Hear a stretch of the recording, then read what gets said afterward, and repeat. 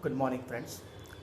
Students, today we are going to see the second part of our chapter, The Address by Marga Minko.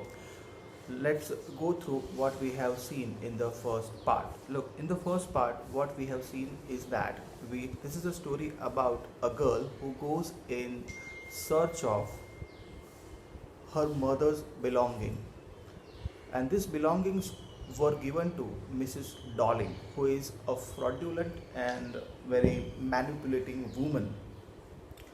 And when the narrator, means Mrs. S's daughter, when she first time goes to Mrs. Dolling's house at that time, she is not allowed to enter her house, and Mrs. Dolling even does not recognize her.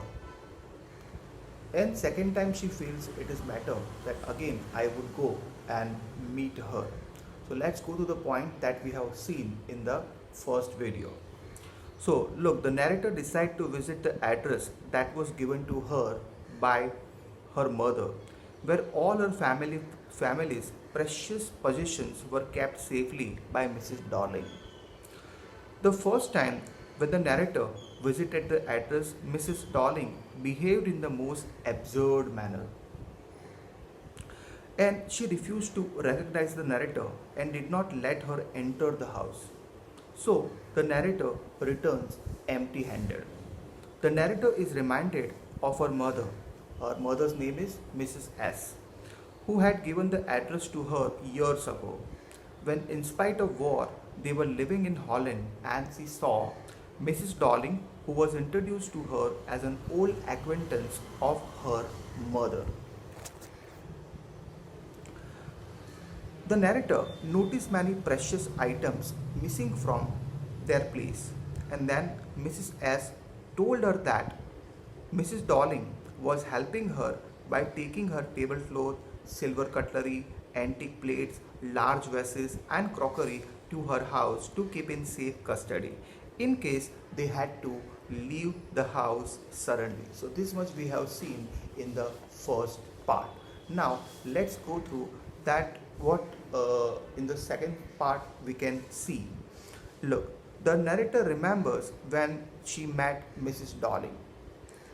The narrator arrived at the station. Look, when she was not allowed to meet Mrs. Darling, so she came back to the station without having paid much attention to the things on the way. She was not paying attention to all the things. As she felt that if she would pay attention, it would make her sad. It would make her unhappy. It would. It was oppressing her.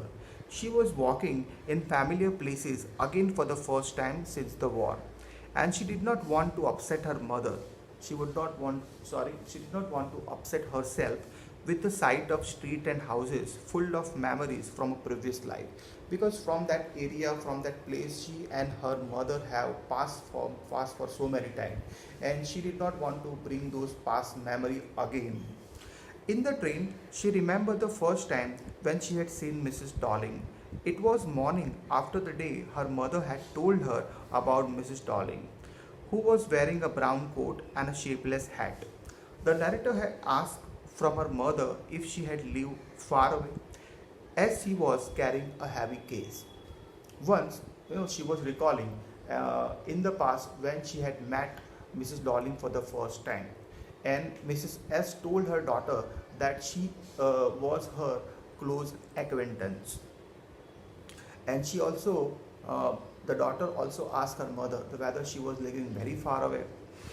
And every time she used to come to that place, she was carrying a big heavy case. And her mother told her that Mr. Darling lived at number 46 Marconi Street. So the first time her mother gave her the address of Mrs. Darling, and that was number 6 Marconi Street.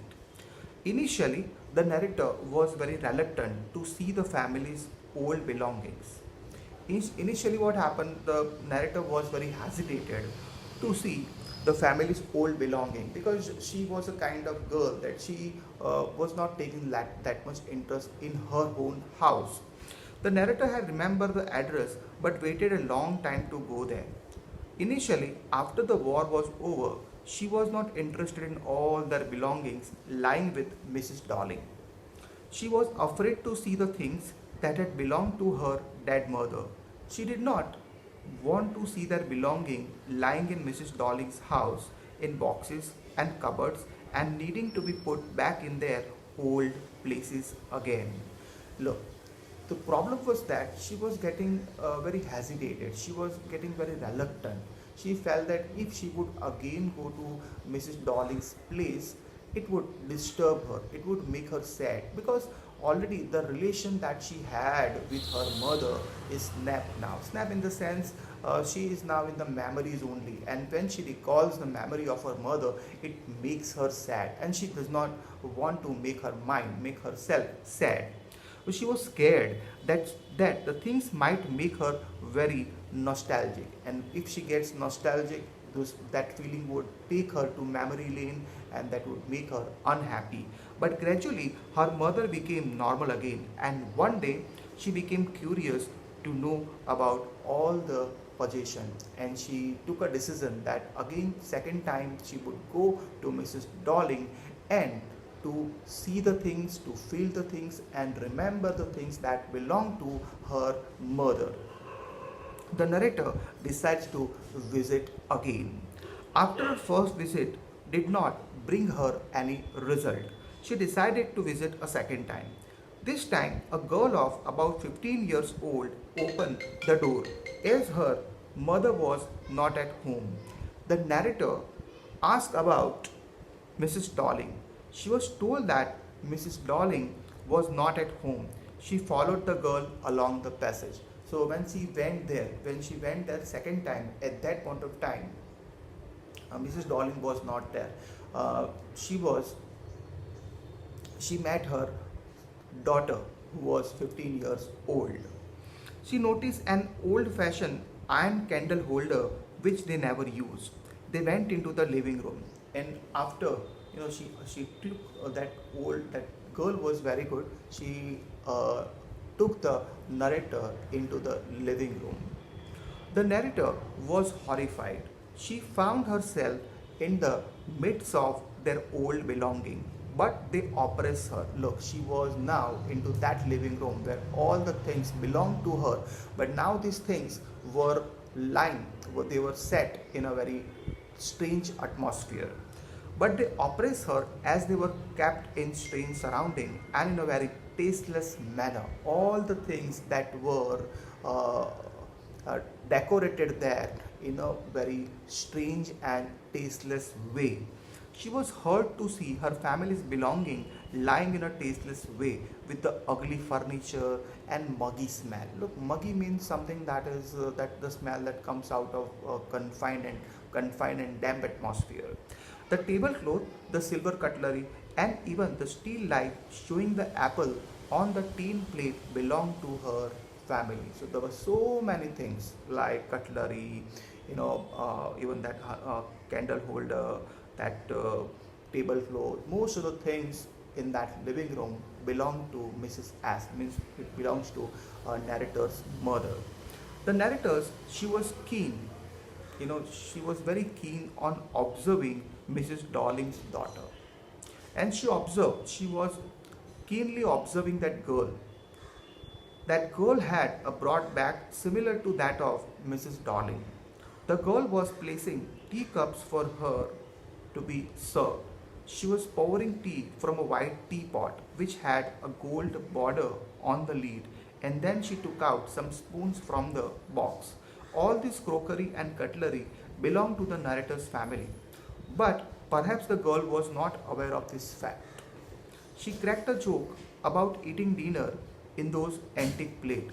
The narrator also found a burn mark on the tablecloth. The narrator indirectly hinted to the girl that they miss things which are either missing from their original place or have been loaned to somebody. Look, the girl who was there, she showed all the cutlery items, the things that she had in her house, but that girl was not aware that the things that they have in that room belonged to Mrs. S, belonged to the narrator's mother. She was completely unaware about this thing. The narrator remembers about polishing the silver cutlery. Then the cutlery item which was made of silver, and the author, the narrator, goes to that memory line that once her mother told her that the food that they eat using that cutlery was made of nothing but silver. The narrator remembers the time when her mother was alive and the narrator was at home either bored or ill. Her mother asked her to polish the silver cutlery. She was surprised to hear that cutlery that they were using was made of silver, and even Mrs. Dolling's daughter was surprised to hear that they were using silver cutlery for everyday eating. So only when her mother told her that the cutlery that was being used at her place was made out of silver, so she was surprised to know this thing. And now, right now, the same thing is lying there, but she cannot claim it that it belongs to her mother, because fraudulently and very manipulating, in a very manipulating way, Mrs. Dolling has got all the things. Now, the narrator's final resolution. Now, at last, the narrator has taken the decision. She has resolved that she would never come to this place again, because this place is making her sad, making her upset, unhappy, and it is also torturing her mentally. The narrator decided that she could not stay there anymore.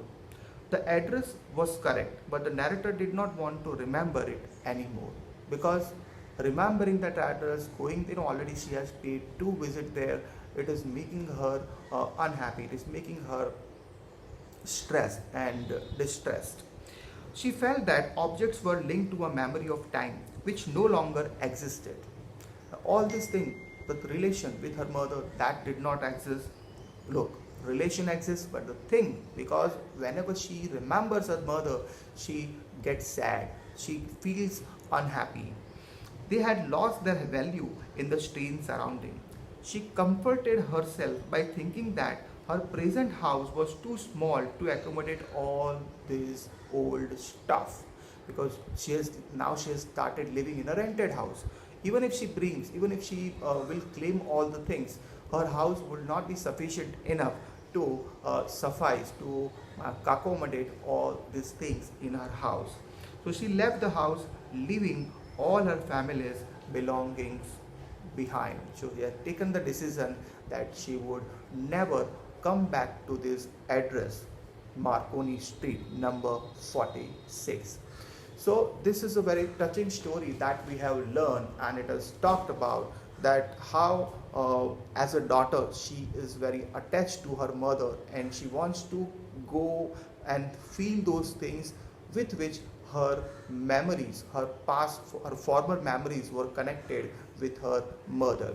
Okay, so here we have come to an end of our second chapter, The Address by Marga Minko. Now in the next video I'll start fourth chapter, Albert Einstein at the school. Okay, bye, take care.